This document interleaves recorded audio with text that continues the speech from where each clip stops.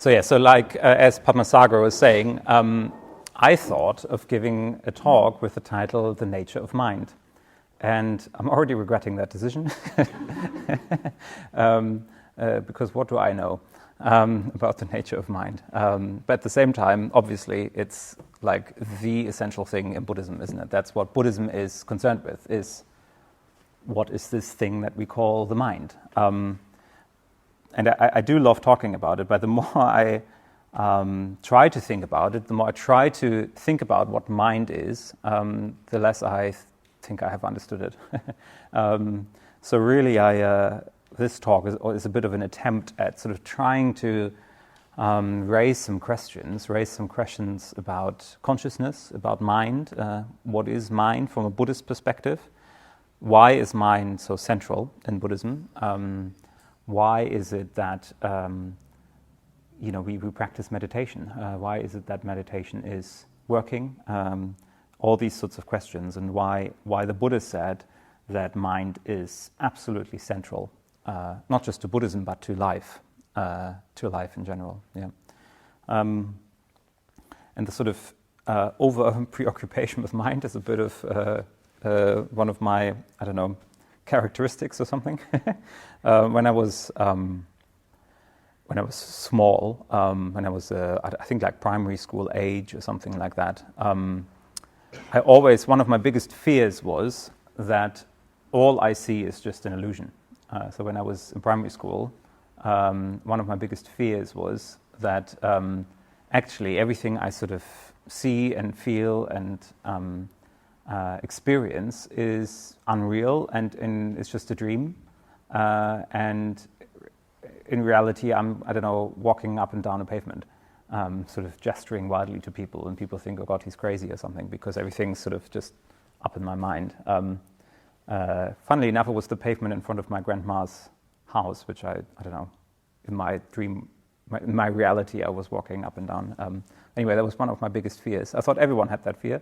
Then I realized, no, I was just a weird kid. People were more interested in other things. Anyway, I was really concerned with the nature of mind as a child. I was always very strange, and I'm still strange now. So there we go. So this is why I'm giving this talk. Well, but I don't know. Maybe you can relate, because I do think that this whole issue of the mind is quite, well, it's something that's coming up more and more for us, isn't it? It's coming more and more in different fields of research. It's sort of coming up more and more in different fields of cultural fields. What is this thing? Like, what is that thing that we call consciousness? That we call the mind? Is it a thing? Is it something that exists? Is it just something that's just sort of a byproduct or something, or is it just something that we imagine that exists? Are we just sort of organisms that are made up of tiny little parts, which then sort of creates this thing called mind and thinks it has a mind, when really it's just chemicals sort of working out in the brain? It's one of those fundamental questions that we are kind of concerned with, and I have the feeling that this kind of question is coming up more and more for different in different areas. I mean, I have absolutely no idea about physics, but there's this sort of this mind-blowing discovery, isn't there, that sort of particles behave differently whether you look at them or not. So, I mean, I don't know if this has to do with consciousness or not, but it's just sort of this question of, is there something then like consciousness? Is that something that exists or not? And of course, the Buddha had something to say about that, and I think Buddhism has quite a lot to say about mind. Has quite a lot to say about mind. But maybe first of all, within Buddhism, when we talk about mind, we talk about sort of almost everything which is not material. Yeah. When we in Buddhism talk about mind, we talk about almost everything that is non-material. So we do talk about something like consciousness. We do talk about perception. We do talk about emotion. We do mean sensation as well. So all these sort of things that are not just the physical material, we sort of have this sort of umbrella term mind for that. So the mind consists of our emotions, our feelings, our thoughts, our perception, our senses, etc., etc. So all that is. So when I say mind now, I mean all that kind of, all this whole area of experience, which isn't materialistic, which isn't material. Now, to go back to the Buddha, so the Buddha lived 2,500 years ago. He was a prince something like a prince in northern India, and he didn't really ask himself literally that question, what is the mind? He probably didn't have a word for that, or maybe he did. Anyway, cut that out.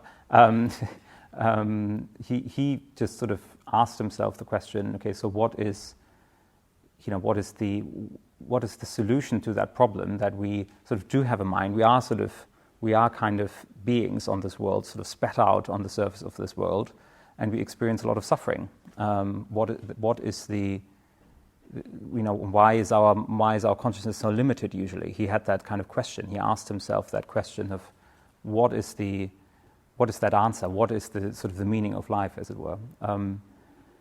And he did find it eventually through enlightenment. So what he found was that there was something like consciousness, which in its nature is ever expansive, which in its original nature is sort of, he calls it luminous. So the Buddha says the mind is luminous, and it's only sort of covered by defilements. It's only covered by all these sort of negative bits, like our greed, our hatred, our sort of ego.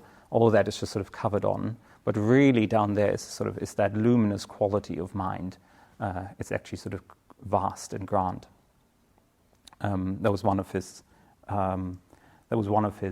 discoveries. So what I would like to do now is I would like to sort of go through a few implications of that, what that means for us. Yeah, what is the Buddhist view then on mind? Because luminous is just it's just a metaphor. It doesn't help us in understanding what the mind really is. So I would just like to go through a few sort of implications of that, and then try to give you an impression of how that fits in with Buddhist practice. Yeah, how that fits in then with Buddhist practice. What implications that has for us who want to practice in a Buddhist context. So the first question is obviously, is the mind a thing? Yeah, is it a thing? Now, Buddhism would say, if you look at it from one perspective, you could say that the mind is a thing. Yeah, mind exists. Mind is something that is there. We do have a mind, and we experience our mind most of the time. You're doing it right now. You think, you feel, you listen, you have perceptions, you have other memories coming up. There's sort of memory is there. So we all call that mind. Yeah, so it's all happening right now. Yeah, so there is mind present. So Buddhism says, no, we are not just a sort of mass of matter. We're not just sort of lumps of atoms, and that's that. Yeah. Buddhism says there is such a thing as consciousness. Yeah. Buddhism says there is consciousness. It is a thing. And we are made up of physical material. We are made up of that consciousness. Consciousness and matter coming together is sort of creating beings like us. Yeah. So consciousness is a big part of us. Yeah, we do have consciousness. Otherwise, you wouldn't be able to sit here and listen to a talk if you didn't have consciousness. So consciousness exists. So the Buddha says, to think consciousness doesn't exist is a wrong view. Yeah, that's what the Buddha has to say about it. The Buddha says, okay, to think that consciousness doesn't exist would be a wrong view. Now, but here's the caveat. From another angle, you could say that Buddhism says that actually mind isn't a thing. Actually, consciousness is not a thing. It doesn't exist in the way that we think it exists.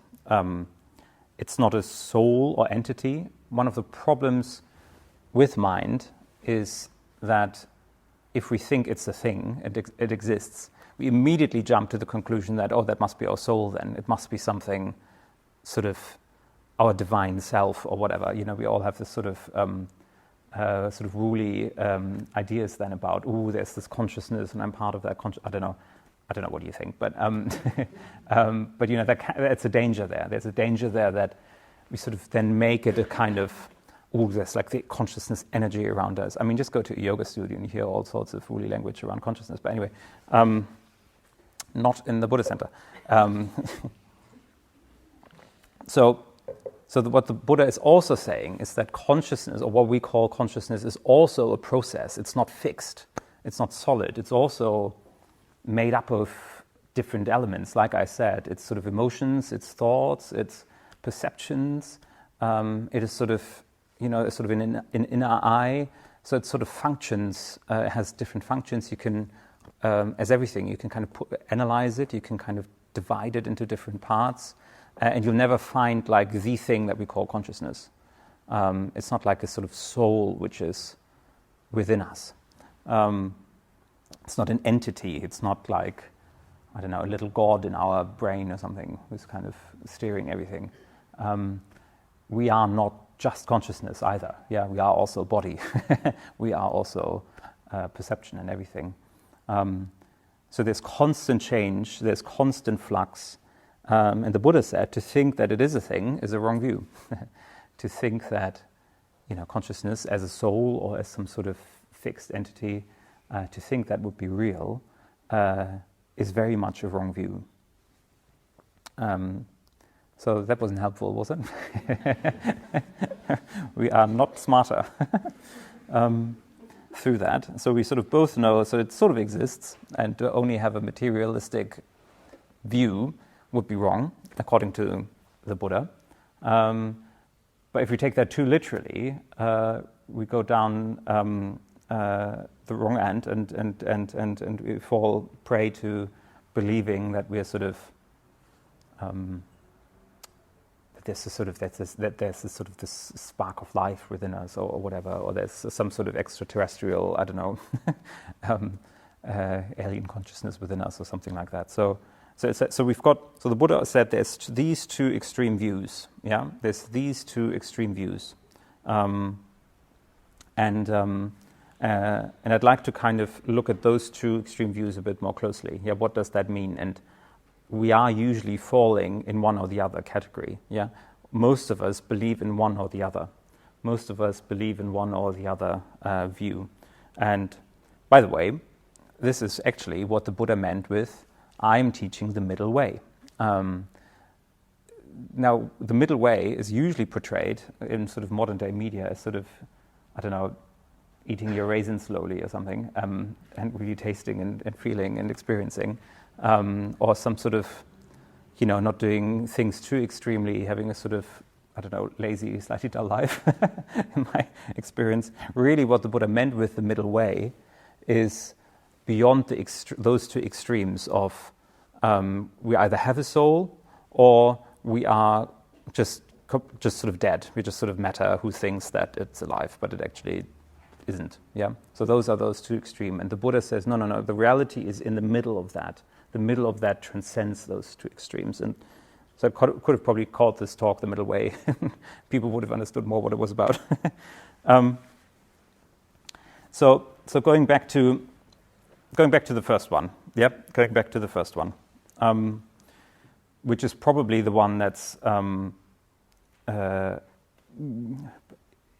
it's probably not so popular these days, at least not in kind of modern Western environments. It's that idea that we have some sort of soul. There is something which is different from our body, which has that sort of divine life force or whatever it is, and the Buddha called that actually I'm not going to give you the original term because I forgot about it. I forgot which one it is, but we translate that term as eternalism. Yeah, we translate this term that the Buddha used as eternalism. Yeah, eternalism.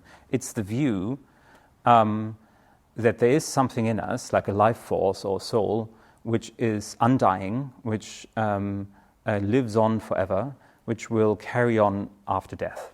Yeah, Now, this is kind of the view we have from Christianity. This is the view we have from other monotheistic traditions, even from certain strands of Hinduism. It's that view that we just sort of carry on. Life really isn't is sort of really happens sort of after death. Really, it's something that's the real existence is within the soul, etc. Now, that's obviously a view that most of us probably don't share. I don't know. I mean, maybe you're all eternalists, but it's that view that humanity has had for centuries. Really, it's that view of that people had in, I don't know, the Christian Middle Ages, etc., etc. It's really that view of all this isn't really real. What's real is that internal soul, which will continue in the afterlife. Yeah.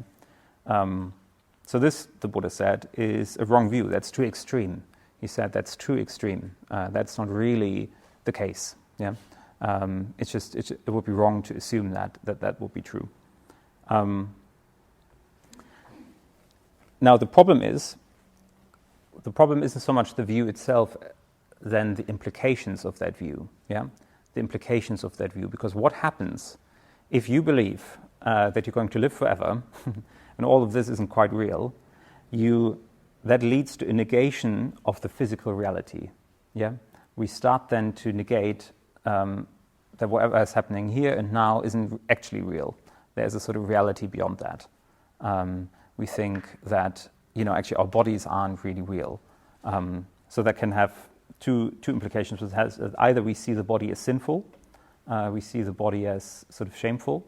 This is why then traditions have, certain of those eternalistic traditions have then kind of started to, introduce all these like strongly ascetic practices like self-mortification, etc. We end up with a very, very negative image of anything that's physical, anything that's sort of bodily, because we think, and that has happened around the time of the Buddha as well. He has then thought that liberation of the soul lies within the separation of mind and body. Yeah, we must separate those two. We must sort of get rid of the body so that the mind can be free. So that's one extreme view, which is not Buddhism, just to make sure. And the other problem is it's also disregarding personal responsibility. Yeah. If you think there is some sort of divine principle at work which has got nothing to do with you, nothing with what you do in your life, you disregard personal responsibility. You just don't care anymore what you do because there's someone else taking care of it.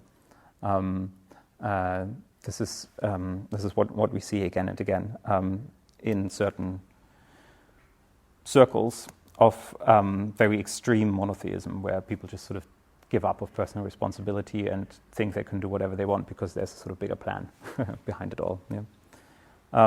So this is what the Buddha says, is that's the problem because of all these implications, because it just creates more and more suffering. Creates more and more suffering for yourself because you try to get rid of your body and your physical reality, and you disregard personal responsibility that we have. And Buddhism is all about personal responsibility. Yeah, Buddhism is all about, we need to take care of ourselves and need to make sure that we, look after our actions so that we don't create more suffering in the world. Yeah, and for ourselves. So so Buddhism is all about personal responsibility. Okay, but again, I'm just assuming that most people don't have that view, maybe, that we have that soul. Maybe we do have it sometimes, as I said, in this kind of, it comes back in this sort of wellnessy, woolly sort of way, where people just sort of like to throw around consciousness and soul, and I don't know, and it doesn't mean much usually. It's usually just sort of feeling, which can be helpful for, I don't know, to sort of feel good about yourself. But really, if you look into it, what the Buddha is saying, that it's quite an extreme view, that it's not quite in line with what reality really is. So let's look at the other one. Let's look at what then the Buddha called, now I do remember that one in the original Indian language, it's the Uchchedavada, it's the cutting off, the way of the cutting off. It's just a bit more graphic, isn't it? That's why I could remember it. And that's what we translate as nihilism. Yeah, nihilism. Or nihilism? Okay. Choose one.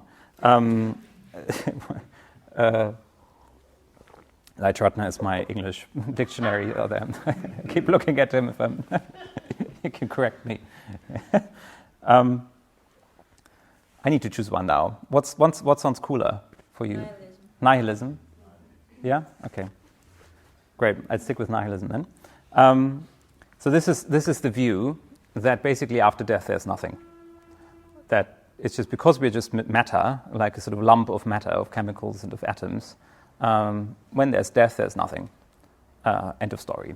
This is the view that I grew up with. This is the view that I very strongly believed for most of my life, because I grew up in a very, very atheist environment. I come from East Berlin. I was born after the wall fell, but my parents are all East Germans, for whom religion and psychotherapy is something for weak people. It's like, just get on with life. Like, just pull yourself together. It's like, that's the kind of view that my parents have usually, and they still have actually. It's very tricky to get my father to therapy, I can tell you, and he needs it.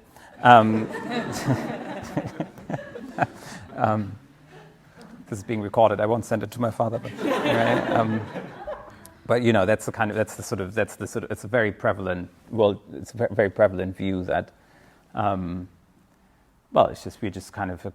Consciousness is just sort of a byproduct of complexity of neurons or something, and that's that. And I don't know anything about it. I did study a little bit of neurobiology when I was at uni, but that's the view that you have, is that, okay, so there's all these complex neurons, and there's no such thing really as consciousness. Well, if the scientists were sort of smart, they would say that that just can't be proven. We just can't say anything about it. So the only thing we can look at is neurons. So I think that's a bit of a smarter way of looking at it. I'm not trying to rant against science itself. Science is really helpful, obviously. Otherwise, we wouldn't have heating in here or architecture. But it's sort of smart science just says, okay, whatever can be proven is what we can say anything about, and everything else is just up to imagination and belief, really. Where was I? So that's that view, isn't it? It's that view of, well, there isn't really anything there. If there's a higher purpose, you need to just sort of make that up for yourself, for your life. Get on with it. You can do whatever you want, really. Now, again, the Buddha said, and this is why he calls it the sort of the way of the cutting off, because it's sort of with death, the life is just cut off. The life equals your body. Your body is everything, because there's nothing else other than body. That's that other extreme view, yeah. And with death, there's just nothing to follow. Now, the problem, the Buddha says, is that, again, the implication of that is that what that follows is a behavior that is highly hedonistic. Yeah, hedonism is the only thing that's an option then, because if you only live once, you think, well, then I just do whatever I want. Yeah, and I try to squeeze as much pleasure out of life as possible. That's really that I think is why we. It's one of the reasons why we experience so much more hedonism these days, because people have more and more that view that, well, it's just our only life, so let's just have fun with it. And it is very understandable. I'm not trying to sort of rant against that in that way. It's very understandable, especially as a reaction, because for so many centuries we've been living under that curse almost of the eternalistic view of, there's like daddy up there and we need to follow whatever he's saying. Now we just are like, okay, can we just please have fun? Like, can we just please enjoy ourselves? So it is an understandable move, isn't it? But the other problem is that it obviously leads to a severe lack of spiritual meaning, a severe lack of meaning in life, because, again, you then now have to create that yourself. You are now sort of asked to come up with a meaning of life, and again, that was what I felt very strongly. This is what brought me to Buddhism. Was that feeling of like, yeah, okay, and now what? That really was I didn't have it formulated in any more detail than that. I didn't have like a big spiritual search or something. I did, but I didn't have that on the top of my mind. The only thing I could think of was like, yeah, now what? I was 18, 19. I was in Japan for a year, and I was working there in a language school, and that was the first time I had a proper job. I also had to work in the office of that language school, which I can tell you, Japanese offices are not great for spiritual meaning. You usually have fax machines from the 90s, but which still work. But but you sit there, 19 years old, 18, 19 years old, and you think, okay, so that's that now for the next 45 years. That's your meaning in life, and you need to get on with that. I felt that quite strongly, I kept thinking, now what? Now what? Called my parents, said, is this normal? And they're like, yeah, you have to work. That is what it is. You just earn money and then you can go on holiday. Now, obviously, I liked working there. Obviously, I was teaching German to these Japanese students of all ages. It was a lot of fun. Like I had a lot of. It was a meaningful work in that way, but it wasn't enough for me to base my whole life existence on it. It's sort of not good enough. It's not that I was just trying to be on holiday the whole time. It wasn't quite like that. But it was sort of that feeling of like, and now, what do we do? Now what? So,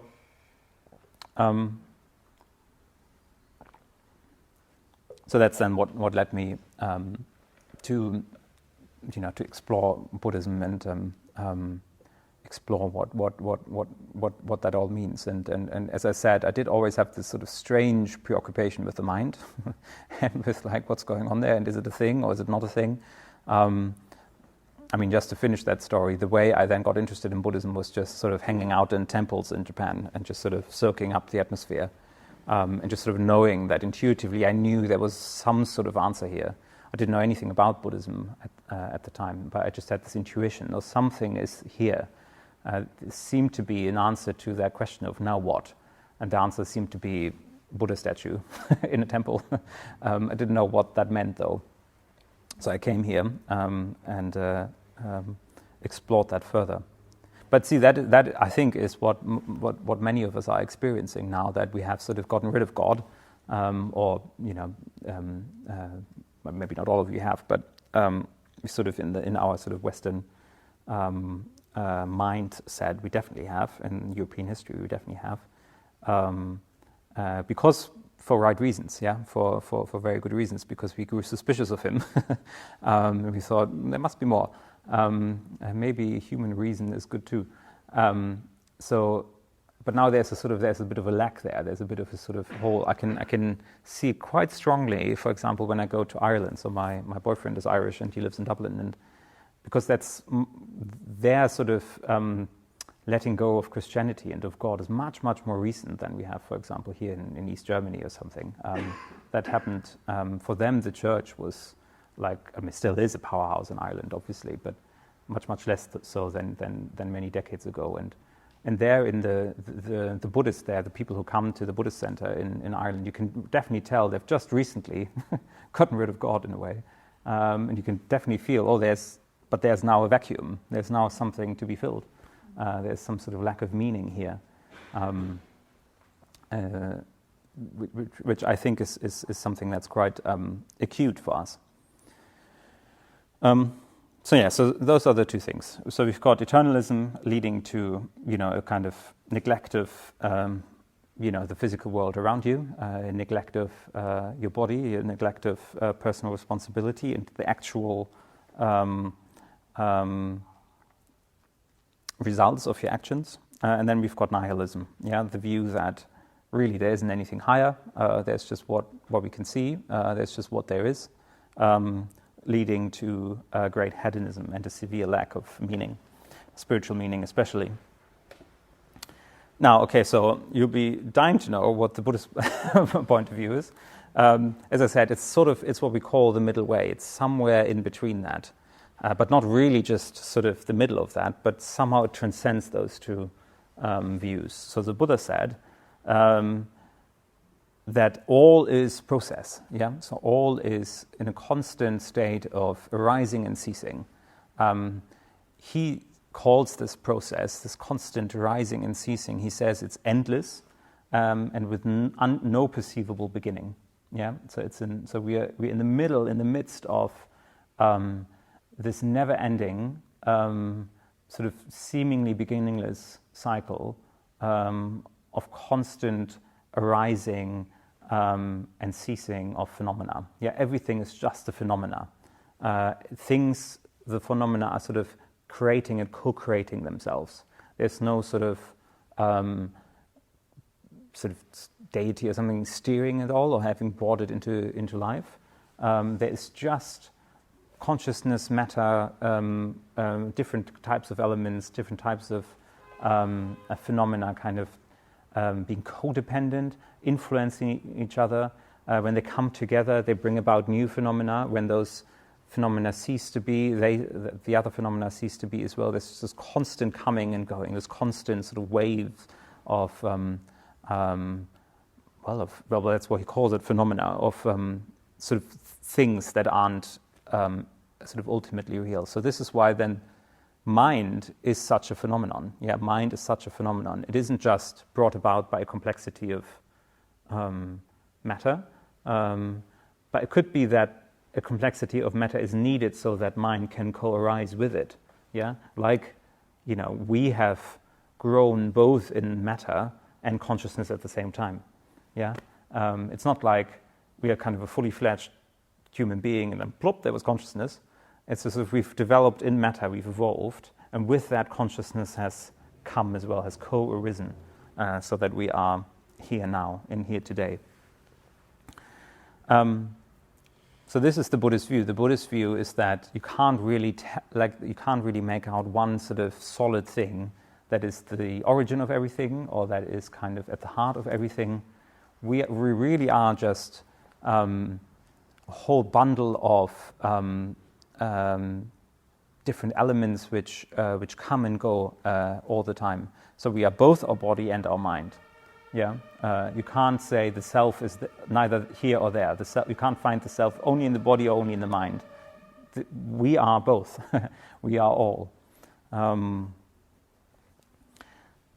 So this is what the Buddha meant with if you follow that view, you will be closer at right view, because our actions and the way we think about ourselves will have more. Will be just more in line with reality. Okay, but why is then, and I'll finish soon, why is mind then now so central in Buddhism? So the Buddha has said that all things are preceded by mind. Yeah? So he does say that all things are preceded by mind, led by mind, and produced by mind. Now so mind has this kind of almost sort of creative force, you could say. Mind isn't literally creating things, because that would contradict what I just said. I love that way of putting it. All things are preceded by mind, led by mind, and produced by mind. So mind seems to be seems to be the main condition for things to arise in Buddhism. So what do we mean by that? What we mean is that Buddhism isn't so much concerned about a description of sort of what we call reality, of literal reality. Buddhism says there is a reality out there, there's absolute reality, but in order to get there, we must experience it for ourselves. So all Buddhism says is is just concerned with what is helping us to understand that reality more and more. So these kind of claims or these kind of teachings within Buddhism are more to do with what Buddhism is saying, that all we have is our perception and our mind. So this is the only thing we can really say anything about, because anything beyond our perception we can't fully make claims about. We can't fully